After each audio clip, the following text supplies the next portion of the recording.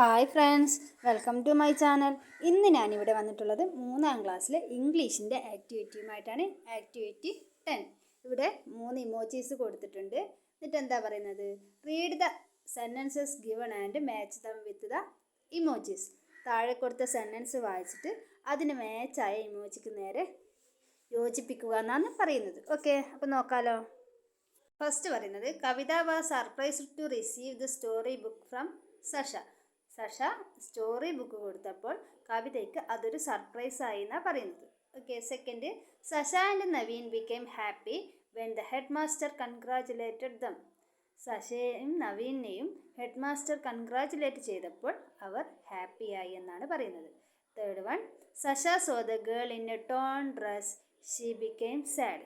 സഷ ആ കുട്ടിയെ കീറിയ ഡ്രസ്സിൽ കണ്ടപ്പോൾ അവൾക്ക് സങ്കടം തോന്നി. ഓക്കെ, ഇനി ഏതൊക്കെയാണ് മാച്ച് ചെയ്യാന്ന് നിങ്ങൾക്ക് മനസ്സിലായല്ലോ. ഏതൊക്കെയാണ്? ഒന്നാമത്തെ കാര്യം സർപ്രൈസ് ആയതാണല്ലേ, അന്നേരം അത്ഭുതം തോന്നിയ കാര്യമാണ്.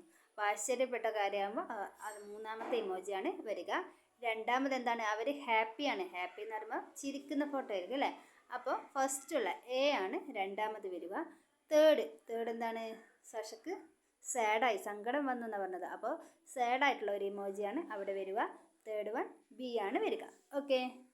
ഈ വീഡിയോ നിങ്ങൾക്ക് ഇഷ്ടപ്പെട്ടിട്ടുണ്ടെങ്കിൽ അഥവാ ഉപകാരപ്പെട്ടിട്ടുണ്ടെങ്കിൽ തീർച്ചയായും ലൈക്ക് ചെയ്യുക, ഷെയർ ചെയ്യുക. കൂടാതെ സബ്സ്ക്രൈബ് ചെയ്യാൻ മറക്കാതെ സബ്സ്ക്രൈബും ചെയ്യുക. താങ്ക്